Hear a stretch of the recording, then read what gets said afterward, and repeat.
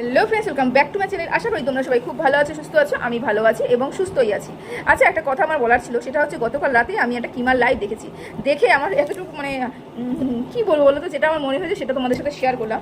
সেটা হচ্ছে কিমা অত্যন্ত রেগে আমাদের টুনি দিদাকে গালিগালাজ করতে বসেছে। যে আপনার যদি এতটাই মান সম্মানের চিন্তা থাকতো, আপনার যদি নিজেকে মনে হয় যে আমাকে কেউ কিছু বললে আমার গায়ে লেগে যায়, আমার মান সম্মানে লেগে যায়, আমার খারাপ লেগে যায়, তাহলে যেচে পড়ে কোথাও যাওয়া উচিত নয়। বুঝতে পেরেছো? কোথাও যাওয়া উচিত নয়। আমি কি আসতে বলেছিলাম আপনাকে?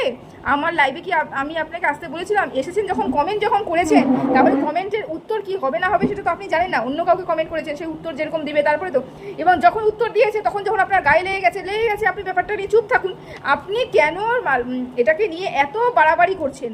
কান্নাকাটি, অন্য ভিডিও, অন্যের কমেন্ট বক্সে গিয়ে কমেন্ট করা, মানুষকে ভুল বোঝানো, কেন এটা করছেন? এটা বলে কিমা একেবারে টুনি দিদাকে ধুইয়ে দিল। মানে বলছে, আমাকে দেখেছেন আমি কারো লাইভে গিয়ে যেচে পড়ে উঠি, কাউকে কমেন্ট করি, আমার মানুষের চিন্তা আমি করি। তার মানে এটা বোঝানোর চেষ্টা করলো টুনি দিদা যে সর্বঘটে কাঠালি কলা, সেটা ভালো মতন কিমা বুঝিয়ে দিল।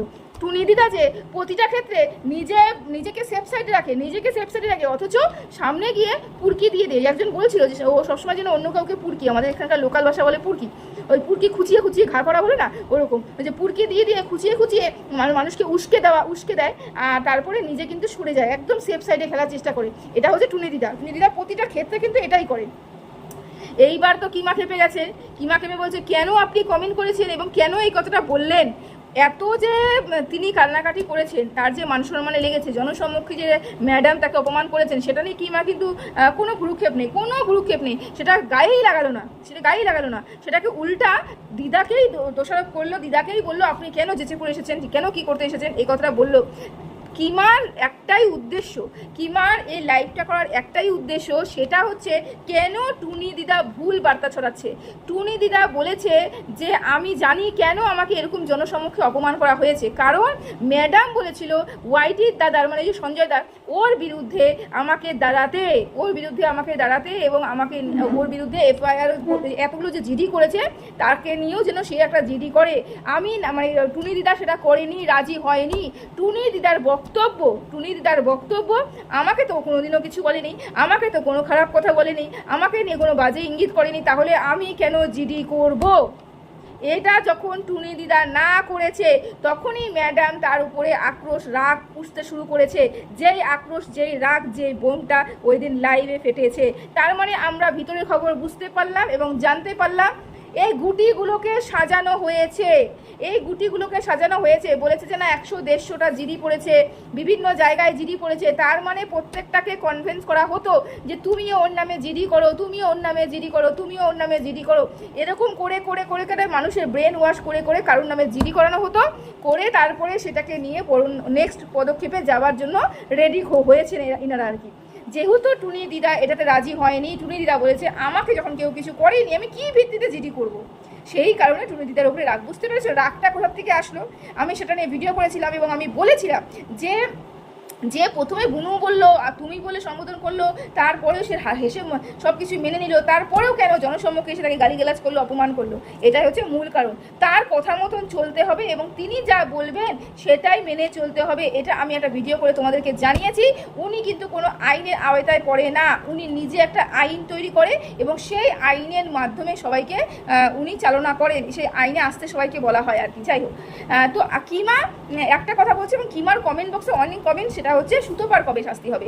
কিমা বলছে এই মতো ওয়াইটির দাদার শাস্তি হলো, আমরা তো দেখতে পাচ্ছি খালাস হয়ে গেল ওয়াইটিতে, নাকি ওয়াইটির দাদার চিহ্ন পাওয়া যাচ্ছে না, অথচ আমি দেখছি ওয়াইটির দাদার মুখটা তার বইয়ের চ্যানেলে বেশ ভালো, সে ভালো মতন করে ভিডিও করছে এবং ভিডিও দিচ্ছে।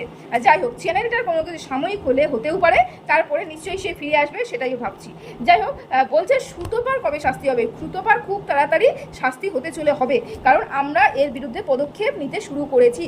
আমার কিমার কাছে একটাই প্রশ্ন, বা ম্যাডামের কাছে একটাই প্রশ্ন, সুতোপা কাকে এরকম করে মলেস্ট করেছে, সুতোপা কাকে এরকম করে হ্যারাস করেছে, আমার একটু জানা দরকার, আমি একটু জানতে চাই। কারণ এই যে ভুল বার্তাটা ছড়ানো হচ্ছে, সুতোপার এগেনস্টেও কেস করা হচ্ছে, সুতোপার এগেনস্টেও পদক্ষেপ নেওয়া হচ্ছে, খুব তাড়াতাড়ি সবাই বুঝতে পারবে সুতোপার এগেনস্টে কী করা হচ্ছে।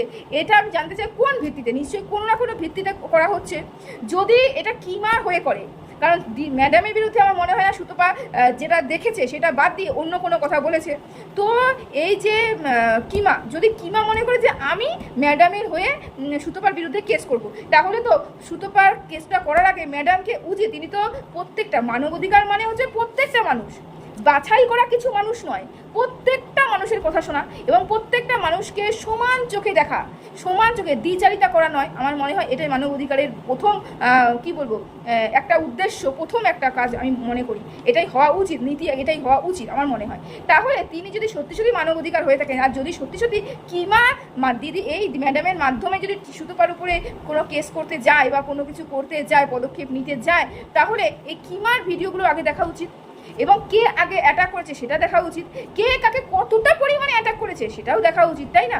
ঠিক কোন ভিত্তিতে সুতপার এগেনস্টে কেস করা হবে, ঠিক কোন ভিত্তিতে সুতপাকে নিয়ে পদক্ষেপ নেওয়া হবে, যেটা সুতপা খুব তাড়াতাড়ি বুঝবে। আচ্ছা, এই ম্যাডাম একটা কথা বলেছেন যে গালিগালাজ করবে না, নোংরা কথা বলবে না, এটা শুধুমাত্রই কিন্তু এই ম্যাডামের যারা দাসত্ব স্বীকার করেছেন তারা নয়, কিন্তু তাদেরকে ফুল পারমিশন আছে। তোমরা গালিগালাজ দিতে পারো, তোমরা নোংরা কথা বলতে পারো, তোমরা সমাজকে কলুষিত করতে পারো, সমাজে খারাপ বার্তা দিতে পারো, ডাজেন্ট ম্যাটার, আমার কাছে কোনো ব্যাপার না।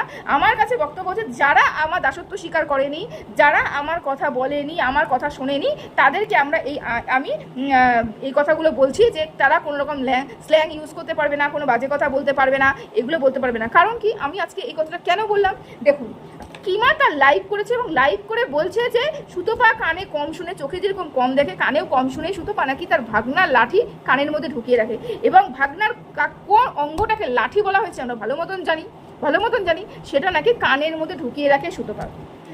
একটা থাপ্পড় মারবো, কুকুরের বাচ্চা, শুয়োরের বাচ্চা, যেগুলো আমি জীবনে কোনোদিন মুখে আনিনি, আমার এগুলো একদমই পছন্দ নয়, আমার একদমই গালিয়ে দেওয়া পছন্দ নয়।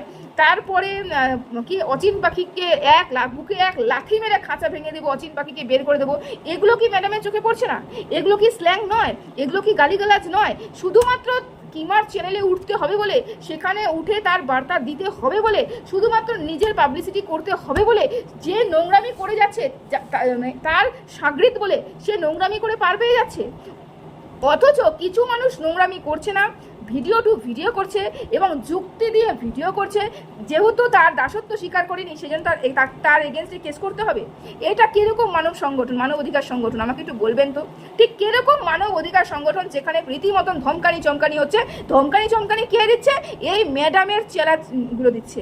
হ্যাঁ, এই ম্যাডাম যাকে পোষ্য বানিয়ে রেখেছে সে দিচ্ছে এই কিমা এসে এখানে ধমকানি চমকানি দিচ্ছে, সুতপাকেও এই করা হবে, সুতপাকেও এই করা হবে।